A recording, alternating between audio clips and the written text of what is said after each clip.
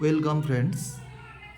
আজ আলোচনা করব জীববৈচিত্র্যের হ্রাস বা লস অফ বায়োডাইভার্সিটি বা জীববৈচিত্র্যের অবলুপ্তির কারণ, causes of extinction of biodiversity. আমরা জানি সুস্থ ও ভারসাম্যযুক্ত পরিবেশের ভিত্তি হল জীববৈচিত্র্য। বর্তমানে বাসস্থান অবলুপ্তি, পরিবেশের ওপর অতিরিক্ত শোষণ চাপ, দূষণ, বহিরাগত প্রজাতির অনুপ্রবেশ প্রভৃতি কারণে জীববৈচিত্র্য আজ বিপন্ন। বিভিন্ন জীব প্রজাতির সংখ্যা ক্রমহ্রাসমান। তাহলে কি কি কারণে জীববৈচিত্র্য হ্রাস পাচ্ছে সেগুলো নিয়ে আমরা আলোচনা করব। 1 নম্বর, জমির ব্যবহার বা জীববৈচিত্র্য যেগুলো আছে তাদের বাসস্থান ধ্বংস। কি কি কারণে ঘটছে? 1 নম্বর হচ্ছে নগরায়ন। বিপুল জনসংখ্যার বাসস্থান নির্মাণের জন্য বনভূমি ও তৃণভূমি ধ্বংস করতে হয়। তাহলে মানুষের যে বিপুল পরিমাণে জনসংখ্যা বাড়ছে, এর ফলে তাদের বাসস্থান নির্মাণের জন্য বনভূমি ও তৃণভূমি ধ্বংস করতে হয়। এর ফলে অনেক উদ্ভিদ ও প্রাণী প্রজাতির বিলুপ্তি ঘটে। আরেকটি কারণ শিল্পায়ন। তাহলে শিল্পায়নের জন্য জমি দরকার। শিল্প তো আর আকাশে হবে না, শিল্প হওয়ার জন্য জমি দরকার। যেমন ধরো সিঙ্গুর, নন্দীগ্রাম বা বিভিন্ন জায়গায় যে শিল্প, তার জন্য কি জমি দরকার। তো জমি যদি দরকার হয়, তাহলে যখন বৃহৎ শিল্প হবে তাহলে প্রচুর জমি লাগবে। এর ফলে বনভূমি ধ্বংস হয়, এতে বন্য জীবন ধ্বংস হয়। এবার আসছে সড়ক নির্মাণ। প্রধানমন্ত্রী গ্রাম সড়ক যোজনা এর আন্ডারে বড় বড় রাস্তা তৈরি হচ্ছে। এর ফলে কি হচ্ছে? প্রচুর জঙ্গল বা জমি কেটে ফেলতে হচ্ছে। এর ফলে জীববৈচিত্র্য হ্রাস পাচ্ছে। এছাড়া কৃষি সম্প্রসারণ ও অ্যাকোয়াকালচার। তাহলে বেশি মাত্রায় কৃষি সম্প্রসারণ জীবের স্বাভাবিক বাসস্থানকে কী করছে? ধ্বংস করে দিচ্ছে। ক্রমবর্ধমান খাদ্য দরকার। আমাদের যে মানুষের এত জনসংখ্যা বাড়ছে, এর জন্য কি জলাভূমি, তৃণভূমি ও অরণ্যভূমি কৃষিভূমিতে পরিণত হওয়ার ফলে ওইসব স্থানে স্বাভাবিক অধিবাসী জীবগুলি বিপন্ন হচ্ছে।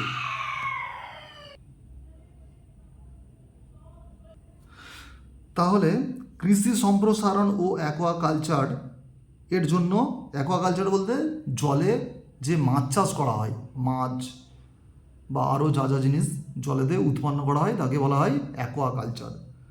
এর ফলে কি হচ্ছে?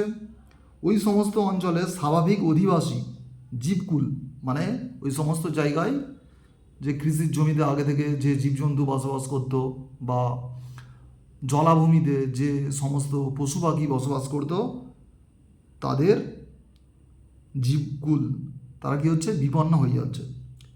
পরিযায়ী পাখিরা, পরিযায়ী বলতে শীতের সময় যে সমস্ত পাখি আমাদের এখানে আসে, পরিযায়ী পাখি, মিগ্রেটরি বার্ড বা মাইগ্রেটরি বার্ড, তাদের কি স্বাভাবিক পরিযান, মাইগ্রেশন বিঘ্নিত হচ্ছে। এর ফলে জলাশয়ে নির্দিষ্ট কিছু মৎস্য চাষের ফলে জলাশয়ের স্বাভাবিক প্রাণী প্রজাতির অস্তিত্ব বিপন্ন হচ্ছে। তাহলে আমরা জলাশয়ে যদি আমরা আমাদের লাভজনক যে মাছ সেইটা চাষ করি, একরকম মাছ চাষ করলাম, তাহলে প্রাকৃতিকভাবে যে বিভিন্ন রকম মাছ ছিল সেগুলো কি তাহলে মারা যাচ্ছে। এবারে আসছি শিকার ও চোরাচালান। তাহলে শিকারের ক্ষেত্রে আমরা জানতে পারি যে আমাদের ভারতবর্ষে রাজাদের আমল থেকে বনভূমিতে শিকার করতে যেত। তাহলে শিকার করতে গিয়ে বা আমরা বিভিন্ন রাজপ্রাসাদে আমরা যখন বেড়াতে যাই, সেখানে দেখি যে হাতির যে দাঁত আছে, দাঁতের উপর বিভিন্ন কারুকার্য। বা পৃথিবীর কিছু দেশ আছে যেমন চীন, বন্যপ্রাণীর চামড়া, হাড় প্রভৃতি থেকে ওষুধ তৈরি করে, ভেষজ ওষুধ। চোরা শিকারীরা বন্যপ্রাণী হত্যা করে তাদের চামড়া, দাঁত, শিং বিদেশের বাজারে বিক্রি করে প্রচুর মুনাফা লাভ করছে। এর ফলে কি হচ্ছে, প্রাণীদের সংখ্যা দিন দিন কমে আসছে। হাতির দাঁতের ব্যবসায়িক মূল্য প্রচুর থাকার জন্য হাতি সংখ্যা কমে যাচ্ছে, হাতিকে শিকার করছে, এর জন্য হাতির সংখ্যা কমে যাচ্ছে। চামড়া, বাঘ, চিতাবাঘ, কুমির, গোসাপ এর চামড়ার জন্য প্রাণীগুলিকে হত্যা করা হচ্ছে। এই যে বিভিন্ন রকম লেদার জ্যাকেট, লেদারের বেল্ট, লেদারের শু, বড় বড় ব্র্যান্ডেড কোম্পানির যেগুলো 100% লেদার্স দিয়ে তৈরি, সেগুলো তৈরি হচ্ছে।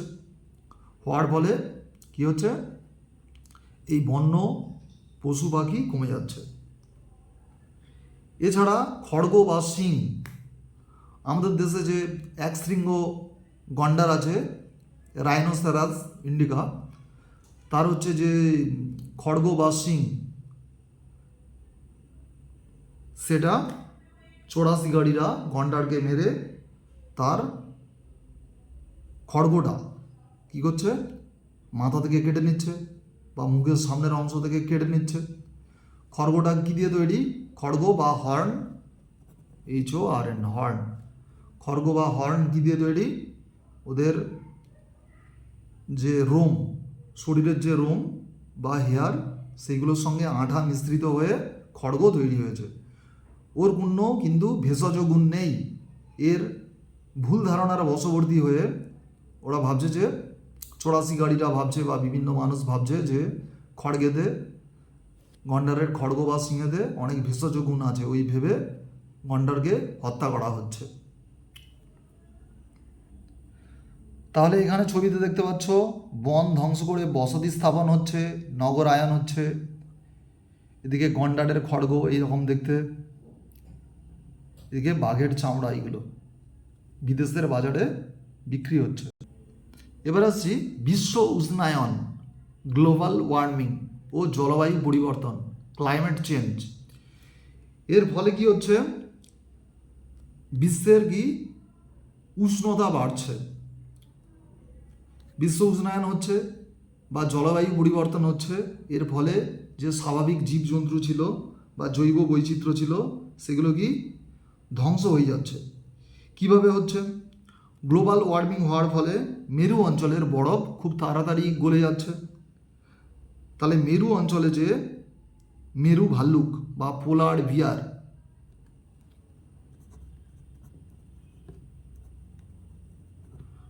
বিয়ার থাকে, সে কিন্তু পৃথিবীর আর কোথাও থাকতে পারে না।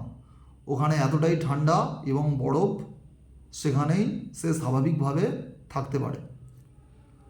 তো তারা হচ্ছে কি হচ্ছে, তাহলে বিপন্ন হয়ে যাচ্ছে। মেরু অঞ্চলে মেরু ভাল্লুক, মেরু শিয়াল, এম্পেরার পেঙ্গুইন, তাহলে পেঙ্গুইনদের সংখ্যা কমে যাচ্ছে। সাগর ও মহাসাগরের জলের তাপমাত্রা ও লবণাক্ততা বেড়ে যাওয়ার ফলে প্রবাল দ্বীপের প্রজাতিরাই আজ বিপদগ্রস্ত। পরিবেশের কার্বন ডাইঅক্সাইডের পরিমাণ বেড়ে যাওয়ায় কেন বাড়ছে না, বৃক্ষ ছেদনের ফলে। এর ফলে অস্ট্রেলিয়ার ইউক্যালিপটাস গাছের পাতার কী হচ্ছে, পুষ্টিগুণ কমে যাচ্ছে। কী গাছের, অস্ট্রেলিয়ার ইউক্যালিপটাস। তাহলে পাতার পুষ্টিগুণ কমে যাওয়ার ফলে ইউক্যালিপটাসকে খায় কোয়ালা ভাল্লুক। তাহলে কোয়ালা ভাল্লুক যেটা খাচ্ছে, তাহলে তাদের পুষ্টিগুণ কমে যাওয়ার ফলে কোয়ালা ভাল্লুক কিন্তু অস্তিত্বের সংকটে পড়েছে। তাহলে এই হচ্ছে কোয়ালা ভাল্লুক ইউক্যালিপটাস খাচ্ছে, ইউক্যালিপটাসের পাতা। এটা পেঙ্গুইন পোলারে থাকে বা মেরু অঞ্চলে থাকে। মেরু অঞ্চলে এখানে কি মেরু ভাল্লুক বা পোলার বিয়ার, এদের সংখ্যা কিন্তু কমে যাচ্ছে। পরিবেশ দূষণের ফলে জীববৈচিত্র্য ধ্বংস হচ্ছে। এর মধ্যে কি কীটনাশক, কৃষি জমিতে ব্যবহৃত কীটনাশক, শস্যভুক যে পাখি আছে, যে পাখিরা শস্য খায়, ধরো ধান, গম, ভুট্টা এই টাইপের শস্য খায়, তাহলে যদি কীটনাশক প্রয়োগ করা হয় পাখিদেরকে, পাখি বা কীটনাশক থেকে বাঁচানোর জন্য ওই কীটনাশক দেওয়া হচ্ছে, ওই কীটনাশক খেয়ে পাখিরা কিন্তু মারা যাচ্ছে। এছাড়া আমাদের চীন দেশে দেখেছিলাম কি চড়াই পাখি বা চড়ুই পাখিকে ধ্বংস সাধন করা হয়েছিল, সমস্ত চড়ুই পাখিকে মেরে দেওয়া হয়েছিল চীন দেশে। এর ফলে জৈব বৈচিত্র্য হ্রাস পেয়েছে। এছাড়া কি বিষাক্ত রাসায়নিক পদার্থ, কলকারখানার বিষাক্ত রাসায়নিক পদার্থ নদী ও খালের জলে মেশার ফলে মাছের ও অন্যান্য জলজ প্রাণীর মৃত্যু ঘটছে। কেন এই সমস্ত বিষাক্ত পদার্থ কি হচ্ছে, জৈব বিবর্ধন, বায়োলজিক্যাল ম্যাগনিফিকেশন এর ফলে বিভিন্ন পুষ্টি স্তরে সঞ্চিত হচ্ছে। ধরা যাক ওই বিষাক্ত যে পদার্থ, বিষাক্ত রাসায়নিক পদার্থ প্রথমে যাচ্ছে বিভিন্ন জলজ উদ্ভিদে বা ফাইটোপ্ল্যাঙ্কটন, এবারে সেইগুলোকে খাচ্ছে জু প্ল্যাঙ্কটন, তার শরীরে আবার গিয়ে জমা হচ্ছে। জু প্ল্যাঙ্কটনকে খাচ্ছে ছোট মাছ, তার শরীরে গিয়ে আরও জমা হচ্ছে। এই বিষাক্ত পদার্থগুলো কি শরীর থেকে রেচন পদার্থের মাধ্যমে বেরোতে পারে না, এর ফলে ওরা মারা যাচ্ছে। কৃষিক্ষেত্র ও শিল্পে রাসায়নিক এর ব্যবহার ফলে কি হচ্ছে, এটা কি হচ্ছে সরাসরি গঙ্গার জলে গিয়ে মিশছে বা নদীর জলে গিয়ে মিশছে এই সমস্ত দূষিত পদার্থ। এর ফলে গঙ্গার যে শুশুক, গাঙ্গেটিক ডলফিন, তার কিন্তু বংশ বিস্তার কমছে। এবারে আসছি অতি ব্যবহার। কোনো বিশেষ প্রাণী বা উদ্ভিদকে অর্থনৈতিক গুরুত্ব যদি খুব বেশি হয়, তবে কী হয়, জীবটির অধিক ব্যবহারের ফলে তাদের সংখ্যা কমতে পারে বা বিলুপ্ত হয়ে যেতে পারে। যেমন হচ্ছে কস্তুরী মৃগ। কস্তুরী মৃগের মৃগনাভি থেকে কী হচ্ছে, সুগন্ধি বা সেন্ট বা পারফিউম তৈরি হচ্ছে। তাহলে মানুষের সুগন্ধি দ্রব্যের চাহিদা মেটাতে গিয়ে প্রাণীটির অস্তিত্ব আজ সংকটাপন্ন। এছাড়া লাল চন্দন, এই উদ্ভিদটা কি দক্ষিণ ভারতে বেশি পাওয়া যায়। তোমরা হয়তো মুভি দেখেছো বা সিনেমা দেখেছো, সেখানে কি আছে পুষ্পা সিনেমাটাই দেখেছো কি লাল চন্দন ব্যাপক পরিমাণে মানুষ কেটে নিচ্ছে বা চোরা চালান হচ্ছে, তাহলে এর কি অতি ব্যবহার হচ্ছে। তাহলে এই জিনিসটা অতিরিক্ত ব্যবহারের ফলে উদ্ভিদটির অস্তিত্ব আজ হচ্ছে বিপন্ন। এটা সিনেমাটার নাম হচ্ছে পুষ্পা মুভি।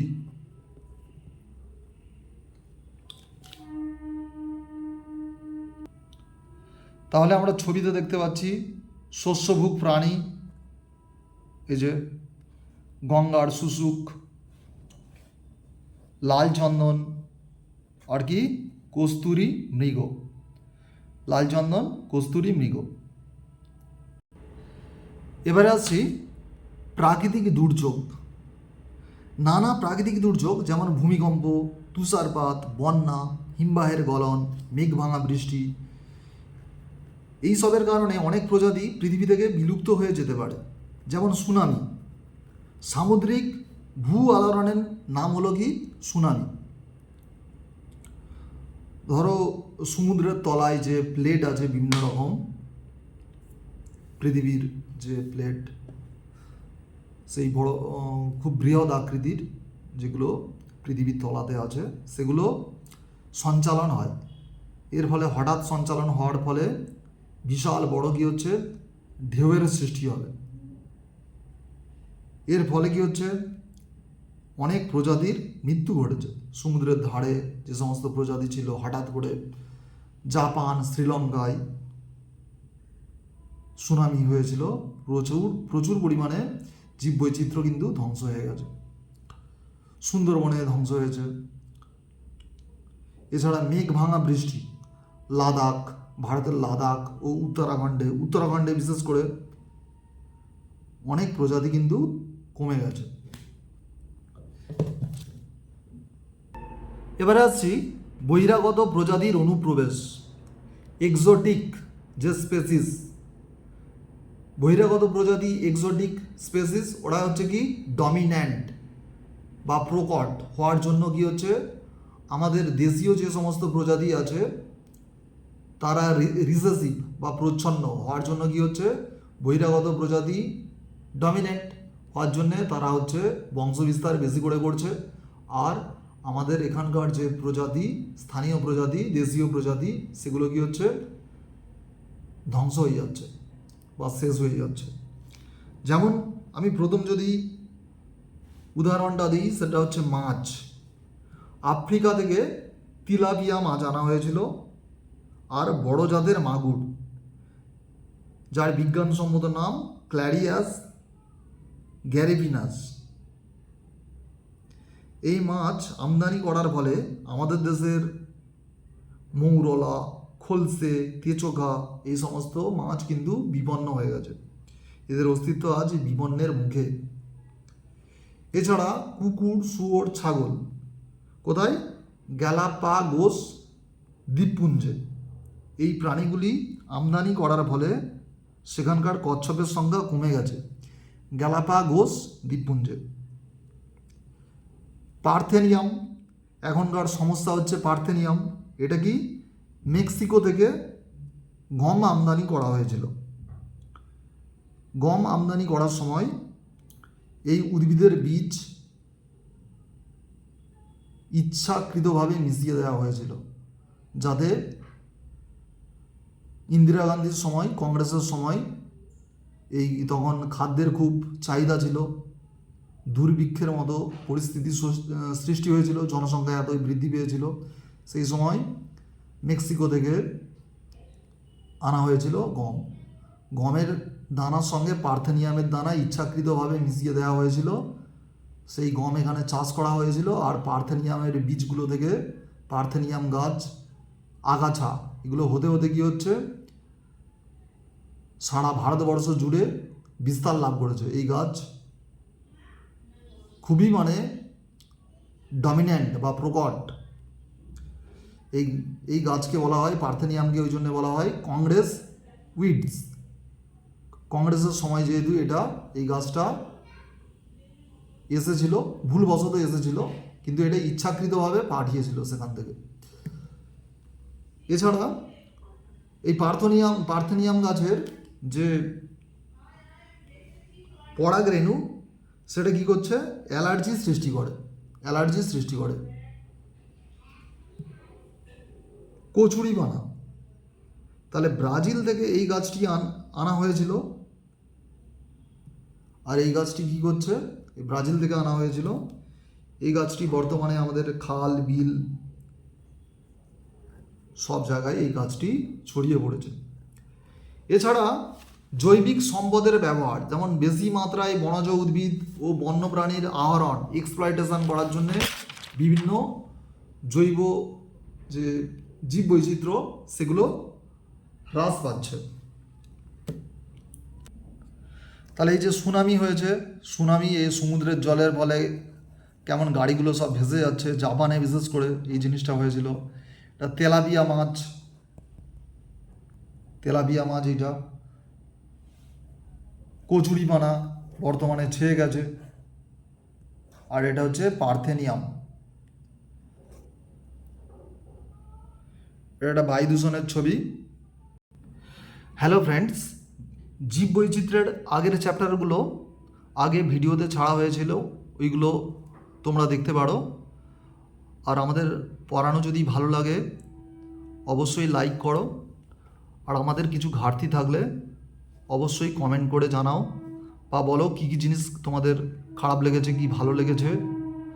আমাদের চ্যানেলটা অবশ্যই সাবস্ক্রাইব করবে। Thank you very much from Arka home tuition. Thank you very very much.